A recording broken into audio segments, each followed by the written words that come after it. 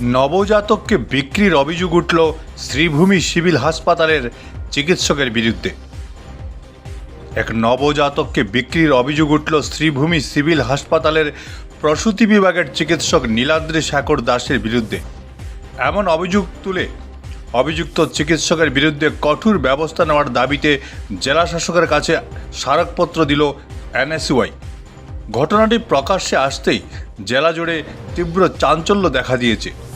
এদিকে বিক্রি করা নবজাতককে নীলমণি রোড থেকে উদ্ধার করেছেন সিডব্লিউসির সদস্যরা। স্বাস্থ্য বিভাগের দায়িত্বপ্রাপ্ত অতিরিক্ত জেলাশাসক মিনার্বা দেবী আম্বারাম সংবাদ মাধ্যমে জানান, ঘটনার তদন্ত অব্যাহত রয়েছে। ব্যুরো রিপোর্ট বরাক বিশন। যিটো প্ৰশ্ন সুধিছে, I think that is related to the recent যিটো এডপশ্যনৰ কথা যিটো উত্থাপন হৈছে কেইদিনমান আগতে, সেইটোৰ বিষয়ে চাগে আপুনি সুধিছে। এতিয়া কথাটো হ'ল যে আমি চাইল্ড প্ৰটেকশ্যন ইউনিট, আমাৰ ডিষ্ট্ৰিক্ট চাইল্ড প্ৰটেকশ্যন ইউনিটে এটা চ'ৰ্চৰ পৰা খবৰ পালে যে ইয়াতে এটা ইলিগেল এডপশ্যনৰ কেছ এটা হৈছে। এতিয়া প্ৰিডমিনেণ্টলি আপোনাক মই জনাব বিচাৰোঁ যে এডপশ্যন মানে ইলিগেল এডপশ্যনটো আণ্ডাৰ জুভেনাইল জাষ্টিচ 19 আপোনাৰ ছেকশ্যন 56ৰ আণ্ডাৰত পৰে। ইয়াতে আমি অভিযোগটো পাইছিলোঁ যে ইয়াতে one doctor namely Niladri Shekhar Das, তেওঁ কিবা এটা মানে হেৰি কৰি ইলিগেল এডপশ্যনৰ এটা কেছ হৈছে বুলি। পিছত আমি তদন্ত কৰিলোঁ। আমি প্ৰথমতে ক'ব বিচাৰিছোঁ যে আমি সেই কেছুৱাটো আমি হেৰি কৰিব পাৰিছোঁ, আমি আনিছোঁ, য'ৰ পৰা তেওঁক এডপ্ট কৰা হৈছে এই পৰিবাৰৰ পৰা আনি এতিয়া আমি তেওঁক ৰেজিষ্টাৰ কৰি তেওঁ সংস্থাত আমি দিছোঁ। আৰু ছেকেণ্ডলি আমি এনকুৱাৰী কৰোঁতে গম পাইছোঁ যে এইটো নীলাম বাজাৰৰ জীৱন জ্যোতি যিটো হস্পিটেল আছে তাতে চিজাৰিয়ান অপাৰেশ্যন হৈছিলে বাৰ্থ মাৰ্ডাৰৰ। আৰু তাতে মানে আপোনাৰ বেলেগ কাগজ পাতি দেখুৱাই কিনি যিগৰাকী মানে এডপশ্যন কৰিছে বা যাক বাচ্ছাটো দিয়া হৈছিলে, এডপশ্যন ঠিক নহয়, যাক বাচ্ছাটো দিয়া হৈছিলে তেওঁৰ নামত কাগজ পাতিখিনি আছিলে, যিখিনি নেকি গোটেই সম্পূৰ্ণভাৱে ইলিগেল। কাৰণ এতিয়া ভাৰতত যিটো আইন আছে, আমাৰ আইনৰ সৈতে এডপশ্যনৰ যিটো পদ্ধতি আছে তাতে আমাৰ কাৰা যিটো ৱেবছাইট আছে CARA, তাতে ৰেজিষ্টাৰ কৰিব লাগে। তাতে ৰেজিষ্ট্ৰেশ্যন কৰাৰ পিছত কাৰাৰ মাধ্যমে আমি লিগেলি এডপশ্যন কৰিব লাগে। নহ'লে আমাৰ Hindu adoption and maintenance act আছে 1956, আমি সেইটোৰ অন্তৰ্যায়ীও আমি এজন হিন্দু পৰিয়ালৰ পৰা আন এটা হিন্দু পৰিয়ালে এইটো এটা পদ্ধতি আছে। বাট কি হৈছে এইটো কেছত মানে both in the adoption did not happen under any of these category. So আমাৰ ওচৰ ষ্টেটমেণ্টছ আছে। চ' সেই অনুযায়ী এতিয়া মানে কি হৈছে এনকুৱাৰীটো হৈছিলে।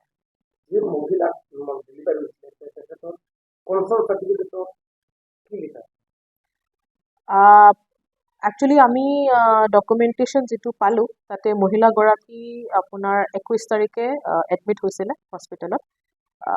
কনচেণ্ট চাৰ্টিফিকেটটোত আমি থাম্বপ্ৰিণ্ট পাইছোঁ। থাম্বপ্ৰিণ্টটো so' basically it was a blank consent certificate. তাতে অকল থাম্বপ্ৰিণ্টটো আছিলে আৰু যিজনে মানে থাম্বপ্ৰিণ্ট যাৰ আছিলে তেওঁৰ নামটো আছিলে তাতে। কিন্তু মানে ছাৰপ্ৰাইজিংলি সেই কনচেণ্ট চাৰ্টিফিকেটটো 20 তাৰিখৰ আছিলে, that is prior to the date of admission. So' গতিকে এনেকুৱা বিভিন্ন তথ্য আমি পালোঁ, যিটোৰ মানে হেৰি কৰি আমি এতিয়া এনকুৱাৰী কৰি আছোঁ। আৰু আমাৰ DCPOৰ পৰাও তেওঁলোকে এটা লিগেল এটা ইয়াতে ষ্টেপ লৈ আছে।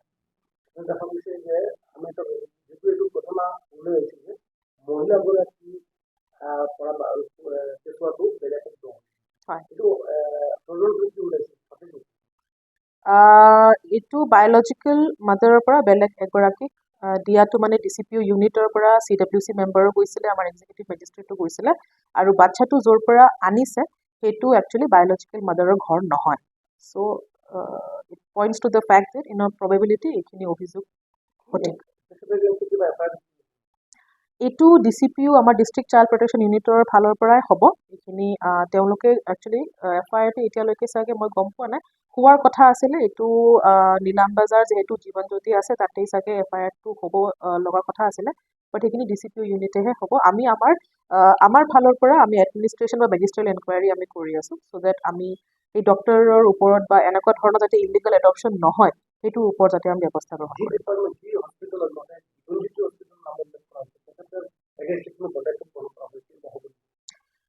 এতিয়া CWC মেম্বাৰৰ ৰিপৰ্টটো মই চাইছোঁ, তাতে তেওঁ হস্পিটেলৰ নামটোও উল্লেখ কৰিছে। গতিকে I am sure that will also' come under